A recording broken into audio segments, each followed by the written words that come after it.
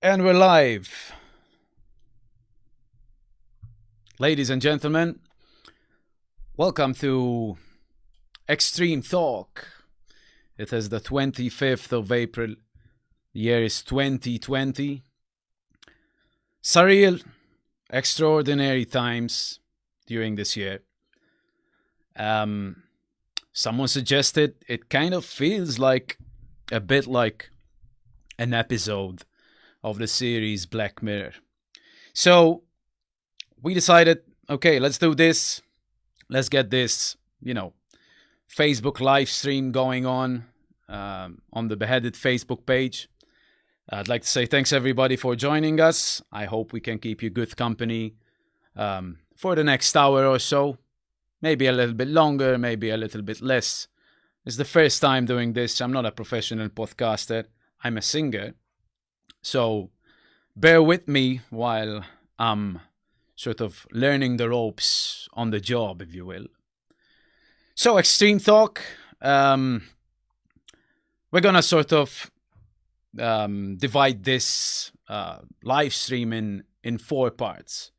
We're going to have, first of all, sort of the topic of the day, and we're going to discuss a little bit the pandemic situation, the surreal situation we're all facing, and how it's impacting the music scene, especially and particularly, of course, something that hits home with us, the extreme music scene and the underground. But aside from that, I'm also going to give you my 5 top death metal albums. So if you feel like contributing to the show and telling me, your 5 top death metal albums, that would be really cool. I would really appreciate that. And here's the thing about this show. Obviously, I'm the one doing the talk, the one doing the extreme talk. But it would be nice to see some comments and some feedback from you guys. And I'm gonna try to get to reading to as many of your comments as possible. So leave a comment there. I'll try to get to it. Please be reasonable. Don't ask stupid shit. We don't need that. And I'll try to get through that throughout this show. Also a Q&A. If you have any questions, I'll try to answer them at the best of my abilities. We're also going to have a horror movie of the week. I've got a movie right here. It's sitting right next to me. And I'll give you my horror suggestion for the week. I posted a few days ago about how death metal is kind of a reflection, or is, death metal is to the music industry what horror movies are to the film industry. So, sort of galloping on that, we're going to have a horror of the week, a horror movie of the week, and the Q&A. We've also got a poll, which goes with this Facebook live stream. And I'm going to make you choose between 2 albums. They're a bit different as a style. I mean, they're both death metal, but different in genre. Autopsy, Acts of the Unspeakable, or Immolation, Dawn of Possession. So that's basically a recap of what this show is going to be about. And without further ado, let's get into it. This pandemic situation that we're facing, which completely changed the landscape of society, but also, of the music industry, of the entertainment industry. And us as a band, as a death metal band, myself as a singer, it impacts us completely. It changes the dynamics and the landscape of everything. Now, some are calling it a pandemic. Some have gone on the conspiracy theory bandwagon. Some take everything as face value, at face value. Others have different opinions, but that's not what I want to talk about today. What I want to ask, really, and I'd like to hear your feedback, is what are the alternatives, really, to the live gigs when it comes to music, and what could possibly replace live gigging? Because here's the thing, whatever your opinion might be about this pandemic, it's a game changer in the sense that, and I'll say this, and this is my opinion, the entertainment industry, even more so the music industry, especially the live entertainment industry, was the first to take the hit, and will very probably be the last to recover. What do I mean by that? Aside from Beheaded, I've also got other musical things going on. One of these musical things is the Whiskey Music Project. The Whiskey Music Project is a duo. We play in bars, we do covers, and I actually don't growl in that. You see, I like branching out. I don't like being put in a corner. So that's something I do. And for the last few months, I started doing this as a full-time thing, a full-time gig. Now, as soon as this pandemic hit, we were out. Like, all musicians, all live music, all live entertainment was done, finished, kaput. So live music and live entertainment was the very first to feel the impact, and very probably will be the last to recover once all of this is said and done. Now, when this will be said and done, I don't really know. It's very, very difficult to tell. This is something that, came out of nowhere, if you will. And when it comes to music, probably the fact that you're here watching this show, my guess is that you're a music fan. And being a music fan, music is quite essential to you in your life, because music enhances your life, each to his own, each in his own and his and her own different ways. But the thing is, despite one can argue the fact that music is essential to bettering life, it's not essential for surviving. So we hear the terms essential workers at the moment. And that is why I believe that music will be the last, live entertainment and live music will be the last to recover. And this impacts, obviously many facets of the industry, starting with the bands, starting with the musicians, but also you've got so many other spokes, in that wheel. You've got, tour managers, you've got promoters, you've got festival organizers, you've got the merchandise, merchandise sellers, the venues, the bars, all of that, is impacted. And the question really is, are there any alternatives up until, this thing keeps going? And even once it's over, a new type of normal will kind of set in. That's my opinion. There are certain things which we are getting used to now, which are becoming sort of the norm, which I think will start setting in and we will start accepting at a later stage. Mass gatherings, festivals and gigs, I think those are going to be the last to recover, because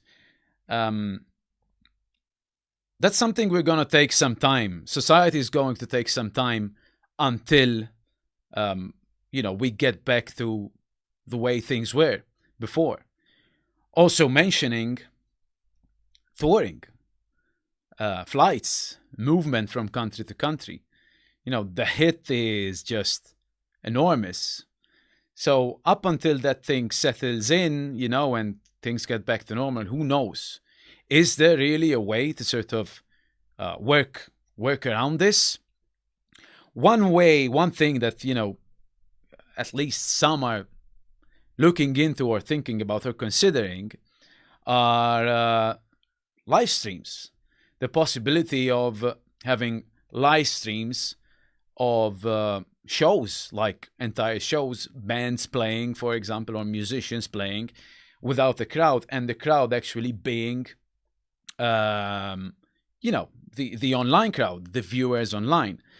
I'll take a page from the book of wrestling. I'm a wrestling fan. For all wrestling fans out there that might be watching, I salute you. here's what happened with wrestling. Wrestling, especially like mainstream wrestling, the shows are quite big. And the televised shows that run weekly are usually done in front of a live audience in front of thousands of people. And that's completely gone. And these guys are now performing to empty arenas. Like literally, it's an empty place. There's a ring and they're performing in that empty ring. That could be a sort of way as an alternative to the current situation. But there's other things that come into play, and one needs to consider. If you look at, for example, YouTube and Facebook, not long ago I posted something from one of my other bands, which isn't a signed band, is not copyrighted. There's nothing. You know, the music is just ours. It's a DIY, 100% DIY thing. But when I posted something online on Facebook, I had the post. The sound removed from Facebook. So we're in a situation here in which we've got Facebook, we've got YouTube, and they kind of have a monopoly on things. They're kind of the ones calling the shots. They kind of become the interim government, if you will. And with that being said, what happens when there's this kind of thing going on is usually things tend to go underground, and that's where we come in. And maybe this might be, it might be the right time, you know, for the underground maybe to rise again in a different kind of way. And obviously, when it comes to underground, when it comes to DIY, you know, extreme music is where it's at, man. I've lived through the 90s, you know, I became a fan of extreme music in the 90s, and it was underground. Nowadays, underground is a little bit different, but this is what my brain keeps on thinking. This is what I keep on thinking. Maybe it could be, you know, it could be an opportunity for the rise of a new underground, you know, with everything that is happening. But we'll see. I like to hear your comments. Actually, I'm going to try to read a few of your comments. Oh, there's quite a lot here. Let's see. So let's see. Ronnie Joel Larsen, hail from Denmark. Hail from Malta, Ronnie. Thanks for joining the stream. Malcolm Kallus il-Gulu, Shanna Gulu. Go Frank, hails from London. Before I go out for pizza, F this lockdown, it is all a media pandemic. Well, that's an opinion, but I'm not really gonna go into that. Hello from Poland, from Adam Mataram. Napierdalach, Adam. Robert Driver says, a definite top 5 death metal albums is Onwards to Golgotha from Incantation. Yeah, that's a good choice. Malcolm Kallus, number 1, Atheist, Unquestionable Presence. Number 2, Dead Human. 3, Pestilence, Consuming Impulse. 4, Obituary, Cause of Death. 5, Morbid Angel, Blessed Are the Sick. Malcolm Kallus again, hard to choose between Autopsy and Immolation, but if put to a corner, Autopsy. Ronnie Joel Larsen, top 5 death metal albums: Morbid Angel, Altars of Madness, Obituary, Cause of Death, Death Symbolic, D-Side Legion, Cannibal Corpse, Eaten Back to Life. Kushien Yalik Abil, I hope I pronounced your name right. Greetings from Cancun, Mexico, the cradle of snakes. That's what it means in Mayan language. Cultural fact. Cool, man. I like that. I like the sound of that. Neil Bothell says, if I had to pick, I'll go with Immolation. Okay? Ronnie Joel Larsen, Immolation, always cool. C. Emily Plea, Immolation. And we've got Adam Matharan giving us his 5 top death metal albums. Dave A. Bashir, yo bro, Lividity with ya. Right at you, man. Lividity, check them out. Fucking great bunch of guys and a great band. Ronnie Joel says death metal for life. Ronnie Joel also tells us, I suffer from some severe depression. Live music always had a positive effect on my mental health, my mental being. So this life, it is terrible. I miss live music so much. Saw 340 bands last year. Dude, I miss live music so much as well, both as a performer, and as a listener, as a fan. I don't know how long I can live without it, but it is what it is at the moment. Raul Pessi says, hi, Master. Greeting from Bolivia. Okay, cool. Malcolm Carlos giving some positive comments and encouraging comments to Ronnie, which I also give to Ronnie. Heads from the UK from Sean Johnson. John Guacomikamis. How are you, John? Greece loves you, brother. I hope I will bring you here again. New album slays. Thank you so much, John. One of our biggest fans. One of the greatest guys from Greece. We hope to be back in Greece very, very soon. Nick Grima says D-side all the way. Autopsy. Okay. So those are the comments so far. Let's get back to some more comments later on. Thanks so much, everybody, for commenting. We really do appreciate it. I'm going to have a sip of my Monster drink because my throat is getting just a little bit dry. You guys want to tell me what you're drinking? What is your poison of choice for this Saturday night? I'm not a big drinker. Not a big alcohol guy. But I've got my addictions, man, and I've got this bad addiction on energy drinks. And especially the zero sugar ones. So I don't know if that's good for me, but hey, something's gotta kill you in this life. So yes, all right. So those were my comments, regarding the topic of the day. And before going into my 5 top death metal albums, I'm gonna talk to you about the horror movie of the week. I'm a big horror movie fan.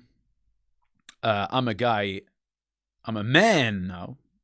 Who was born bang on 1980. So I lived through the 80s. The 80s was a great decade, and I love, retro, especially the retro horror movies that were, very popular in that decade. And my pick for this week is part of this trilogy right here. Bear with me for a second. Can you see these?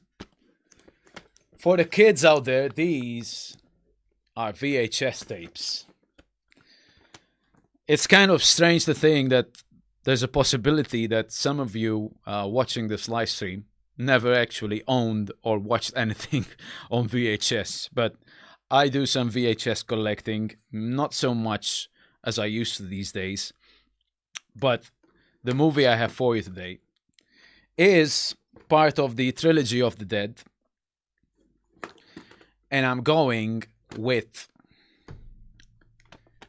Day of the Dead by George A. Romero, a movie from 1985. This is the 3rd installment from the trilogy of the Dead series. Night of the Living Dead was obviously, such a banger of a movie and such a groundbreaking movie. In 1968, I guess defining the zombie term. Then Dawn of the Dead, which was released in 1978. Probably the most notorious of the 3. Dawn of the Dead is the horror movie most people out there will know. But in my opinion, Day of the Dead kind of is the best out of the 3. It's basically a small group of military officers and scientists, which are based in this underground lab, and they are doing tests on zombies, but they are also experimenting on humans. And when they're caught, the whole thing goes, down the crapper, and that's where the fun begins. It's probably the goriest of all.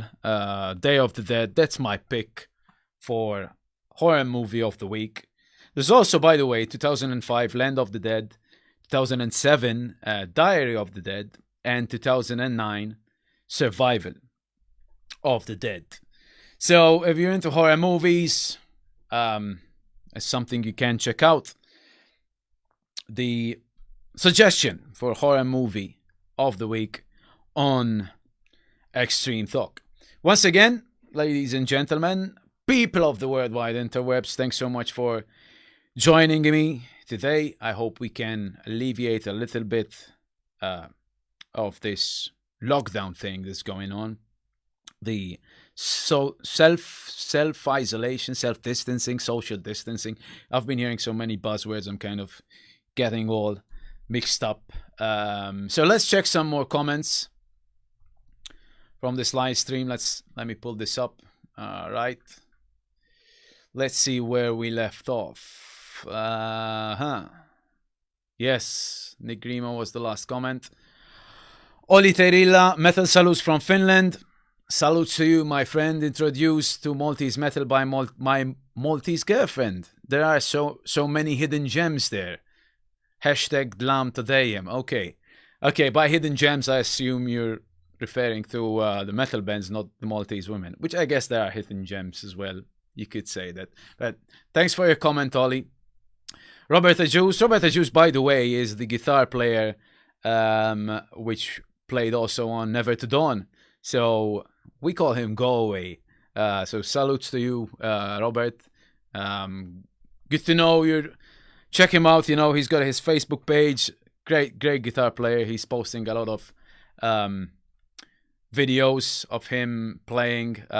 We hope to do something together again sooner than later. Ronnie Joel, Monster Ultra, the white one. Oh yeah, I love that as well. That's really good, Ronnie. Malcolm Kalus says water. I never thought I'd be getting suggestions regarding, you know, my health from Malcolm Kalus, but you know, I guess that's a first. Felicia Hanna Berger gives us the horns. Horns back to you, Felicia. Tony Gonzalez, Jack and Coke. I guess that's a Lemmy, right? That's a Lemmy. Olitarella VHS. Oh yes, I see what you did there with the rhyme. Abelyal Spee, greetings from Colombia. Greetings to you, my friend. John Feder, greetings from Canada. Canada loves Beheaded. I guess we love you too, Canada. We hope to be there someday to play for some of you guys. But the way things are at the moment, it's a little bit complicated, to say the least. All right. Take another sip of this. And now I'm going to give you my 5 top death metal albums of all time. And you'll probably notice a little bit of a pattern here, based on my choices and my selections. Now, let me just set the record straight and be very clear with regards to this. These are my choices. And my choices are based on personal taste. They are also based on albums which kind of came into my life at some point and formed my musical taste. So if you don't agree with me, or if maybe one of the albums that features in your top 5 or top 10 or top 20 is not there, you'll have to excuse me, but these are my top 5. Don't give me any heat. Let's just all live in harmony and peace. All right, let's start with number 5. And what I did is I checked my collection and picked up a few things. I couldn't find all the albums that I have listed in my top 5. I couldn't dig them up all, but I digged a couple. And the first one, and number 5, is this album right here. You're seeing the tape version. This is Slowly We Rot by Obituary. The debut by the Floridian death metalers, 1989. And this was one of the very first death metal albums I listened to. I still love it to this day. Obituary, Slowly We Rot, you know. just the timbre, just the staple sound of Obituary. I had the opportunity to play with Obituary, with Beheaded. We played, I think, 3 shows when we did the tour with Apsu, and a great bunch of guys. We had a really fun time. Sold out shows, packed shows, and we hope to do it some other time again. I also watched Obituary many times in the Netherlands. I can't remember where else, but yeah, Obituary slowly rot comes in at number 5. Number 4, I don't have the CD here. I have it in my collection, but I didn't bring it here. Is Malevolent Creation, Retribution from 1991, the second album following the 10 Commandments. Recently, we just had Malevolent Creation playing in Malta as part of Malta Death Fest events. And a great bunch of guys, great band. Happy to have met them personally. But yes, Retribution from 1991, Malevolent Creation. All right, we're up in the top 3 now. Number 3, I managed to pick this one up. It's this banger right here. To me, this is death metal in its purest form. And I'll tell you a bit of a story about this album. D-Side's debut, 1990. I listened to this album on tape for the first time. And I was still a teenager. I think I was maybe 15. No, I was younger, much younger than that. No, I think I was maybe like 12, actually, 12, 13. And I started out like many metalheads, listening to the Iron Maidens, the Halloweens, the Manowars, Judas Priest, Black Sabbath, Metallica. That was kind of what I was, what I started with. Eventually, I started moving on to stuff that was a little bit harder. Sepultura comes to mind right now. Pantera, that kind of thing. And a friend of mine in school, gave me this tape. We used to lend tapes to each other and do copies of them. That's how we roll, baby. And as an angry teenager, with a chip on his shoulder, I used to go back home. I had my room, and I used to crank up the volume all the way up in my hi-fi stereo, and just open the windows of my balcony, kind of like showing off, really. I mean, old habits die hard, die young. Old habits are. Let's just use the phrase, "You can't teach an old dog new tricks." I guess I do that sometimes, but it's all right. And I put on D-Side. I put on this album with the volume up all the way. And man, I actually had to switch it off the very first time, because it scared the living Jesus out of me. It really did. It really scared me.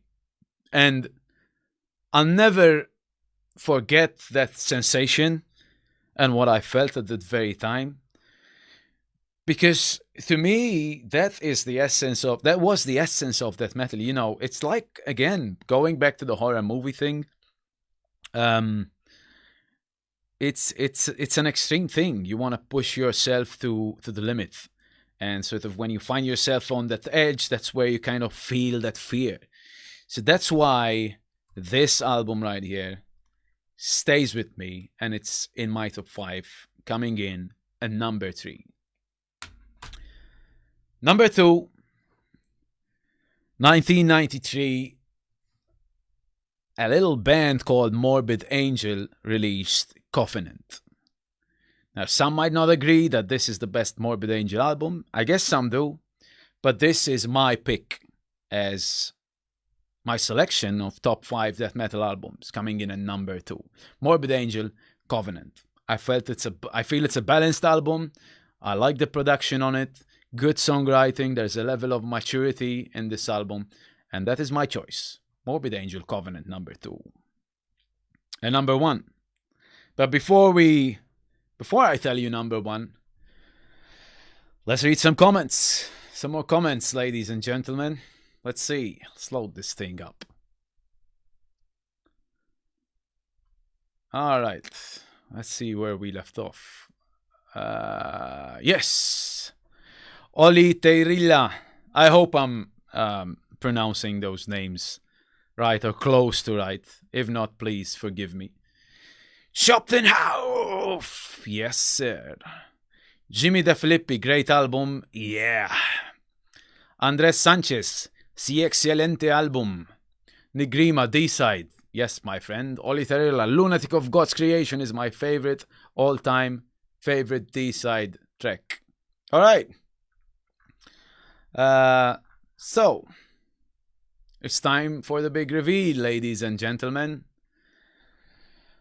My number one pick as my death metal album, top death metal album, is Spiritual Healing by the band Death. Bang on in the middle of their career, their third album, after Scream Bloody Gore and Leprosy. That started out quite aggressively, quite raw, quite organic. And I love the first albums. You know, some people just prefer the first albums because of the fact that they are so raw and just so in your face. With time, the band evolved a little bit. And in my opinion, Spiritual Healing kind of strikes that right balance between what that was and what that became later on with albums such as Human, Individual Thought Patterns, Symbolic. What a great album. I love Symbolic. More sort of on the progressive side of things, especially their latest album before Chuck passed, Sound of Perseverance. But that's my pick. That Spiritual Healing. Okay, so I guess Extreme Talk for today is done. I'm not sure how long we've been running. I'm trying to find a timer here in this fancy setup I have going on. But yeah, 35 minutes. That's all right. You know, we don't want to go too long and we don't want to go too short. Let's see if we have some more comments. Yes. Let's see. Jimmy De Filippi, name pronunciation is on point too. Thanks. All right. Joe Schmidtlein says, Death gives us 4 horns. Says, awesome album. And another 3 horns. Claude Courneyor, Symbolic was very good too. Indra, assez de control. Say, assez de control, please. There you go. Assez de control. John Giacomakis would love a cover of Altering the Future, brother. Should be awesome. Kind of like that, yeah. That could be cool. I can sing that. Claude Corneiller, listen to Gruesome, Twisted Prayer, the Reborn of Death. Yes, Gruesome is a great band. I believe we played with Gruesome a few times. If I'm not mistaken, we were meant to tour with Gruesome at some point, but it never happened. But yeah, great band. Shout out to Gruesome. By the way, guys, I'm going to read a few more of these comments. If you have any questions, anything at all, now's the time. Q&A, let's go. Whether it's Beheaded, whether it's personal stuff, not too personal, whether it's music related, whether it's non-music related, now's the time. Q&A, let's go while I'm reading the remaining comments. Okay, let's see. Oli Teirilla, very good choices. I'm a couple years older than you, but grew up with the same albums. Dude, you're old. If you're older than me, you're really old, man. What can we do? Roderick Bonnici, Chuck Schuldiner, godfather of death metal. Yes, yeah, I can agree with that statement to some extent. Malcolm Kalous, cheers for the online gathering, Ser Kaleya. That's good, man. I like the sound of Ser Kaleya. I really, really do. So thank you, Ser Kalous. Right back at you. Christopher Johnston, any chance of doing a USA tour? Well, here's the thing. we'd love to come back to the USA. I mean, we'd absolutely love to. But there's an issue with coming to the US, and that's the financial side. There's so much of a big expense to just get there, and especially with the number of restrictions and the scrutiny and visas and all that, that you're just facing a lump sum of money just to get to the US, just to get there. So, as much as we'd love to play, um, and we'd love to tour the US, we'll have to see first of all how this situation unfolds with the pandemic and all this funky shit. Once that is done, we'll see, man. I mean, we'd love to play. We would need to be invited somehow, or something needs to be set up a little bit properly. But yes, let's get beheaded to the US, man. Um, as soon as possible. Carlos Castella, Frank Alea, full respect, friend, great vocals. Thank you so much, Carlos. Hey, let me just throw this in there. Many, when it comes to Beheaded, there's some people, some fans of the old guard, which prefer the older stuff. Some people prefer the stuff in the middle. Some people prefer the new stuff. And some people just like all of it. But let me just say this, a band evolves. I've been in the band now since 2008, 2009, so 11, 12 years, 3 albums. Beheaded has evolved a little bit with time. We're still doing that metal. We will always be doing that metal. I myself as a singer, I just try to sing and do the vocals that are most fitting to the music, that feel right to me, and somehow just, fit the whole thing. So far, so good. So thank you, my friend. Thank you, Carlos. Oliteria, does anyone in Beheaded have a really weird musical taste, completely different from others, that usually makes writing music very interesting? That's a very good question, my friend.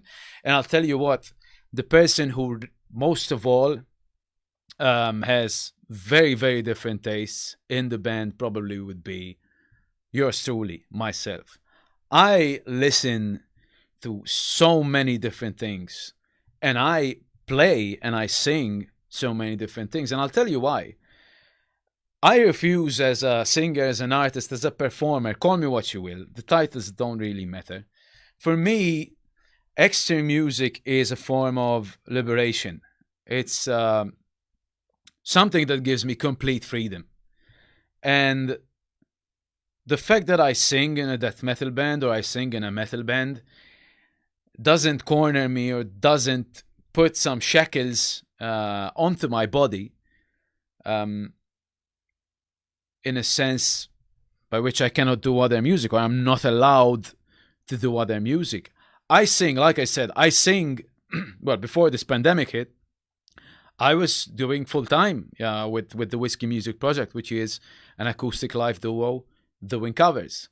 I also have other bands. I have It Came From the Desert, which is like a stoner band. But probably the style of music, the genre of music, which is completely different from death metal, is synthwave. I was born in the 80s. I play a lot of video games. So electronic music that has that captures that kind of sound, that kind of atmosphere, really hits home with me. And I also have, a little project called FC 1980. I do synthwave music. So yes, I don't know. Someone might say, if you're doing death metal, you need to do only death metal. I don't agree with that. Sorry. If you want to call me a sellout, be my guest. I don't care. And you know what? That's what being death metal is all about. Because you rebel and you give, the middle finger to anybody who tells you shouldn't do so. I know what's best for me. And not long ago, someone asked me the question, let me think exactly how this was. What's the worst advice, and what's your best feature in your character, and what's the worst feature in your character? And both have the same answer. And that is that I think that I can give myself the best advice. So let that one sink in, my friends. Let's continue to read some of the comments. Can we have your 3 boxers for the next stream? Malcolm, I don't know, man. 3 boxers in this room? You might see some chaos happening, but we'll see. We'll see. I'll see what I can do for you, my friend. Oli Tarila, grazie ħafna dudes, let the metal flow. Thank you, man. Stefan Belanger, some of your favorite Canadian bands. Cryptopsy comes to mind right now. Yeah, let's go with Cryptopsy, especially the older Cryptopsy. Much respect to the new Cryptopsy as well. Your thrash metal favorite bands? I guess I'll have to go maybe with, old Sepultura, man. I grew up with Sepultura up until, The Arise, the Beneath the Remains. You can classify that as thrash, I guess. Yeah, for me, that's thrash. Then they went on to doing Chaos AD and Roots, which I really liked. I like Chaos AD and I like Roots. A bit of groundbreaking and different stuff there. I like bands that evolve, man. If I'm like this with music. If it works for my ears and it works for me, if it hits home, it's fine. It's all good. All right, so we're done with the questions so far. I hope you enjoyed the stream. I hope you enjoyed this video. I hope you enjoyed Extreme Talk. I'll tell you what. Leave a comment down there. If the stream ends, the stream will still be available to watch. If you have any ideas for future videos such as this one, future live streams such as this one, let me know. Leave a comment below. Please feel free to share the stream, and we'll see what we can do. We'll see if we can do one more Extreme Talk next weekend. But in any case, I do hope you enjoyed the show. Thanks so much for joining us, and hopefully we'll have another Extreme Talk next Saturday. Ladies and gentlemen, thanks for joining us, for joining me. I'm Frank, for myself, on behalf of the rest of Beheaded. We'll see you next time. Peace.